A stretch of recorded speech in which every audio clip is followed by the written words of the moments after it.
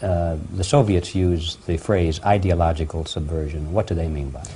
Ideological subversion is the process which is legitimate, overt, and open. You can see it with your own eyes. All you have to do, all American mass media has to do, is to unplug their bananas from their ears, open up their eyes, and they can see it. There is no mystery. There is nothing to do with espionage. I know that espionage, intelligence gathering, looks more romantic. It sells more deodorants through the advertising, probably. That's why your Hollywood producers are so crazy about James Bond type of thrillers. But in reality, the main emphasis of the KGB is not in the area of intelligence at all. According to my opinion and opinion of many defectors of my caliber, only about 15% of time, money, and manpower is spent on espionage as such. The other 85% is a slow process which we call either ideological subversion or active measures, активные мероприятия in the language of the KGB, or psychological warfare. What it basically means is to change the perception of reality of every American to such an extent that despite of the abundance of information, no one is able to come to sensible conclusions in the interests of defending themselves, their families, their community, and their country. It's a great brainwashing process which goes very slow, and it's divided in 4 basic stages. The first one being demoralization. It takes from 15 to 20 years to demoralize a nation. Why that many years?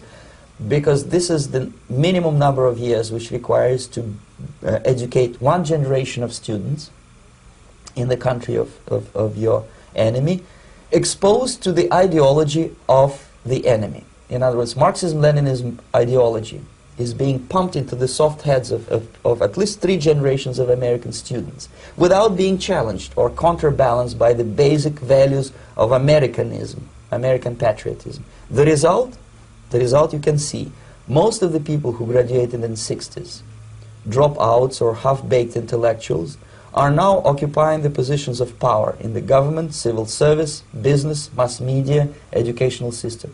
You are stuck with them. You cannot get rid of them. They are contaminated. They are programmed to think and react to certain stimuli in a certain pattern.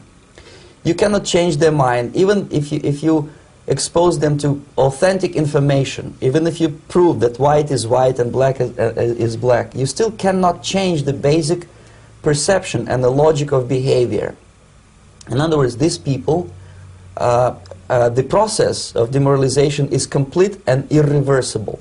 To get rid society of these people, you need another 20 or 15 years to educate a new generation of patriotically minded and common sense people who would be acting in favor and in the interests of United States society.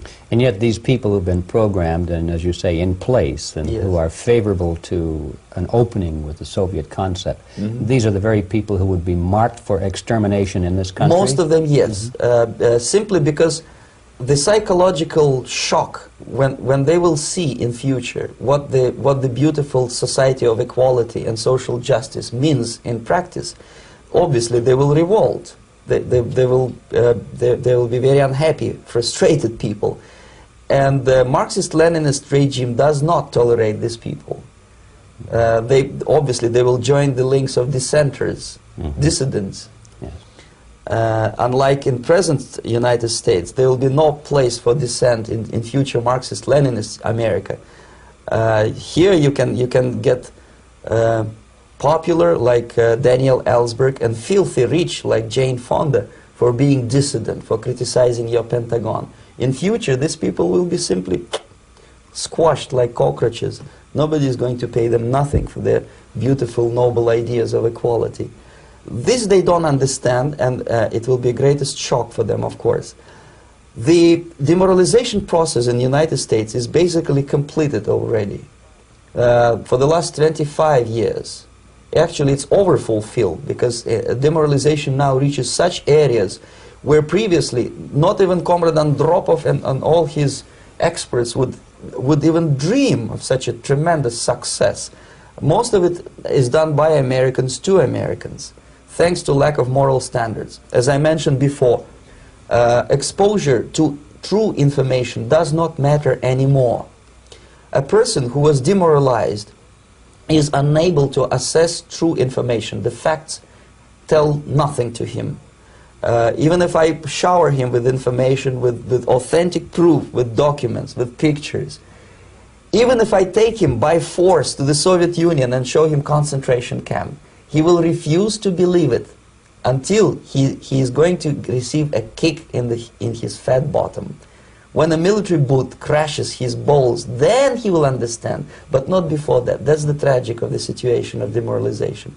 So basically America is stuck with demoralization, and unless, even if you start right now, here, this minute, you start educating new generation of Americans, it will still take you 15 to 20 years to turn the tide of ideological perception of reality back to normalcy and patriotism. The next stage is destabilization. This time, subverter does not care about your ideas and the patterns of your consumption. Whether you eat junk food and get fat and flabby, doesn't matter anymore. This time, and it takes only from 2 to 5 years to destabilize a nation, what matters is essentials: economy, foreign relations, defense systems. And you can see it quite clearly that in some areas, in such sensitive areas as defense and economy, the influence of Marxist-Leninist ideas in the United States is absolutely fantastic. I could never believe it 14 years ago when I landed in this part of the world that the process will go that fast. The next stage, of course, is crisis. It may take only up to 6 weeks to bring a country to the verge of crisis. You can see it in Central America now. And after crisis, with a violent change of power, structure, and economy, you have so-called the period of normalization. It may last indefinitely. Normalization is a cynical expression borrowed from Soviet propaganda. When the Soviet tanks moved into Czechoslovakia in '68, Comrade Brezhnev said, "Now the situation in brotherly Czechoslovakia is normalized." This is what will happen in the United States if you allow all these schmucks to bring the country to crisis, to promise people all kind of goodies and the paradise on earth, to destabilize your economy, to eliminate the principle of free market competition, and to put a big brother government in Washington, D.C., with benevolent dictators like Walter Mondale, who will promise lots of things, never mind whether the promises are fulfillable or not. He will go to Moscow to kiss the bottoms of new generation of Soviet assassins. Never mind. He will create false illusions that the situation is under control. Situation is not under control. Situation is disgustingly out of control. Most of the American politicians, media, and educational system trains another generation of people who think they are living at a peacetime. False. United States is in a state of war, undeclared total war against the basic principles and the foundations of this system. And the initiator of this war is not Comrade Andropov, of course. It's the system. However ridiculous it may sound, the world communist system or the world communist conspiracy, whether I scare some people or not, I don't give a hoot. If you are not scared by now, nothing can scare you. But you don't have to be paranoid about it.